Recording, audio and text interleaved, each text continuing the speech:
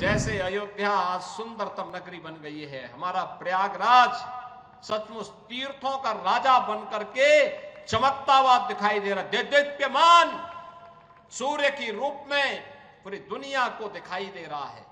जैसे काशी की कायाकल्प हुई है, अब तो बारी इसी ब्रजभूमि की है। मथुरा, वृंदावन, बरसाना, गोकुल, नंदगांव, गोवर्धन, जैसे काशी में, जैसे मां विंध्यवासिनी धाम में आपको दिखाई दे रहा है, यही हर विकास के कार्य यहां पर इसी रूप में आगे बढ़ेंगे।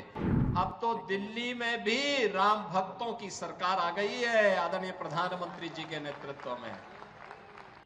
5000 वर्षों से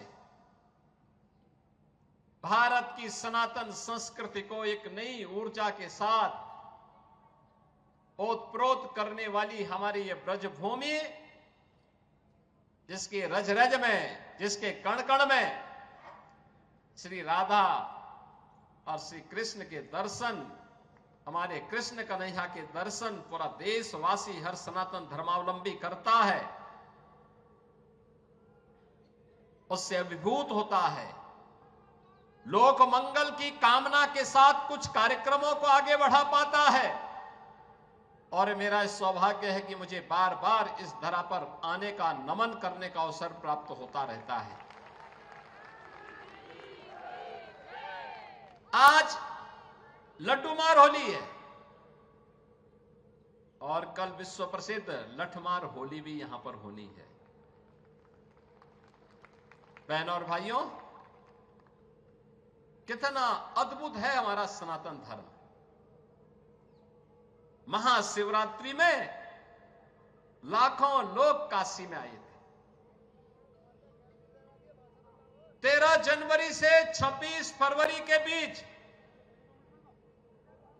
प्रयागराज में महाकुंभ का आयोजन हुआ और महाकुंभ ने तो सारे रिकॉर्ड दुनिया के तोड़ डाले।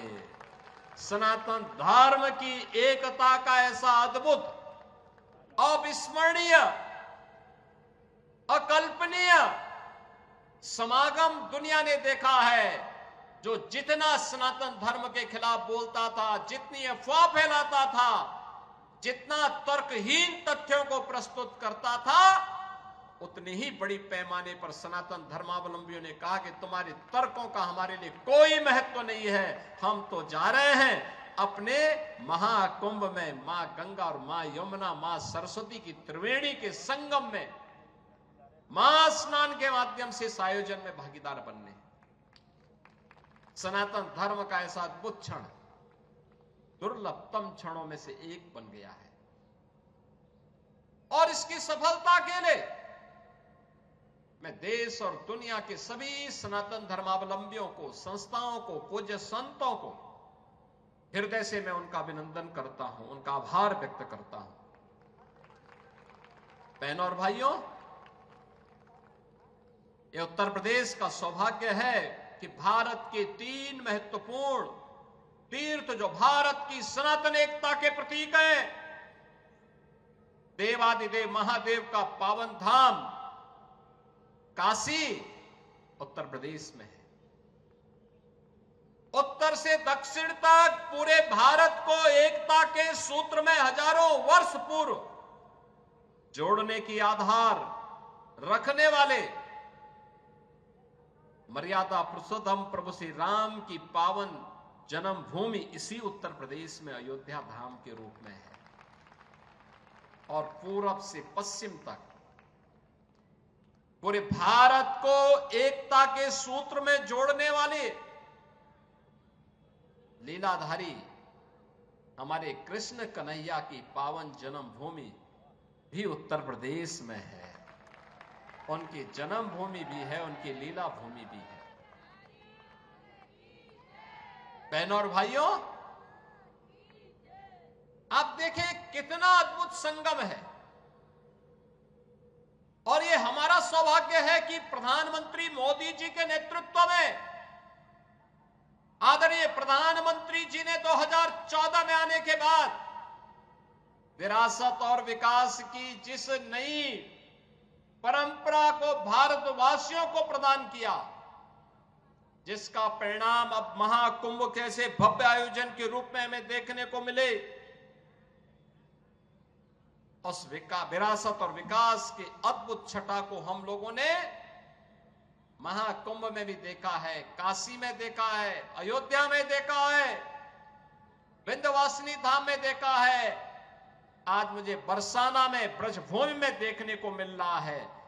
और इसीलिए मैं आज आपको कहने के लिए आया हूं। देखिए, पहली बार होली का आनंद लेने वाले, जो होली के ही अवसर पर बरसाना आते हैं, उन्हें रोप वे की सुविधा भी यहां प्राप्त हो रही है। पहली बार आराम से वहां जाकर के आप दर्शन ले सकते हैं। ऐसे ही अन्य तमाम विकास की योजनाओं के साथ हमने पहले जोड़ा है। 100 करोड़ की योजनाएं अभी हमारी चल रही हैं। और आज तो मैं आपको ये आश्वस्त करने के लिए आया हूं, चौधरी साहब ने जो बात यहां पे कही है, आदरणीय प्रधानमंत्री जी के नेतृत्व मार्गदर्शन में काशी की कायाकल्प हुई है। अयोध्या में प्रभु रामलला के 500 वर्षों के बाद विराजमान होने के अवसर पर अयोध्या को त्रेता युग की तरह फिर से सुंदरतम नगरियों में से एक बनाने का काम किया है। और अब जब महाकुंभ प्रयागराज के कार्यक्रम को सकुशल संपन्न करने के बाद अब हमें फुर्सत मिली है। यद्यपि यहां कार्य पहले प्रारंभ हो गए थे, लेकिन इस बार हमने बजट में विशेष प्रावधान कर दिया है। और आप आश्वस्त रहिए, बस आप आशीर्वाद देते रहिए, इंतजार करिए।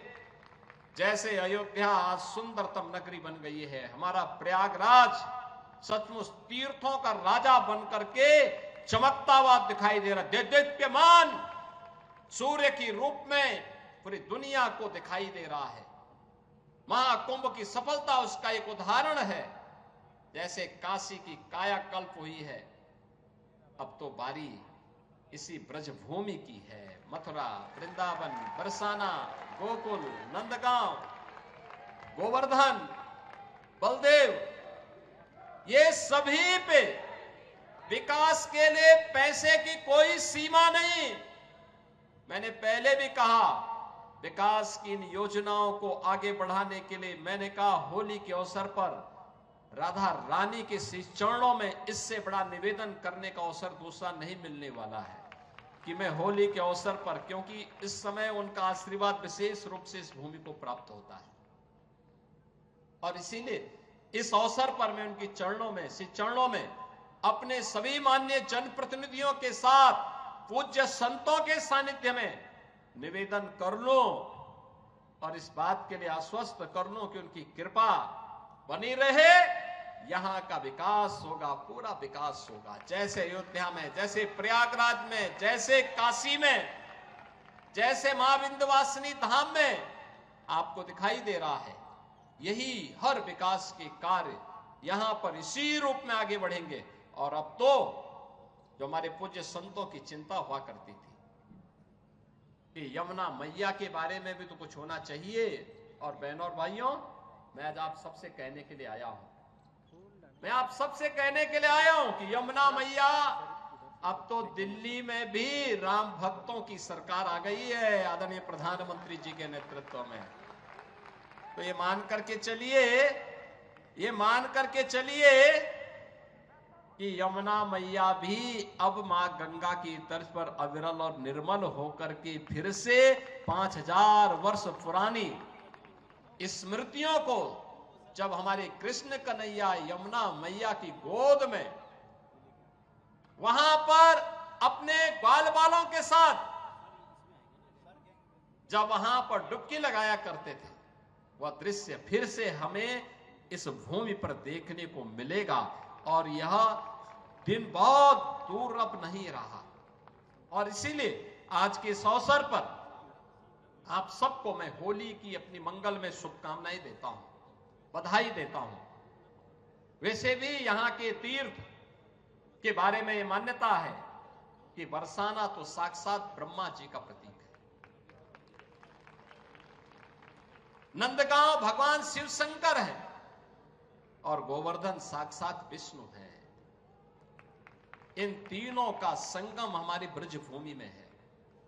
तो कौन ऐसा व्यक्ति होगा जो ब्रज भूमि के रज रज को अपने साथ जोड़ने का और अपने आप को उसके साथ आत्मसात करने का दुर्लभ आशीर्वाद से वंचित रहे।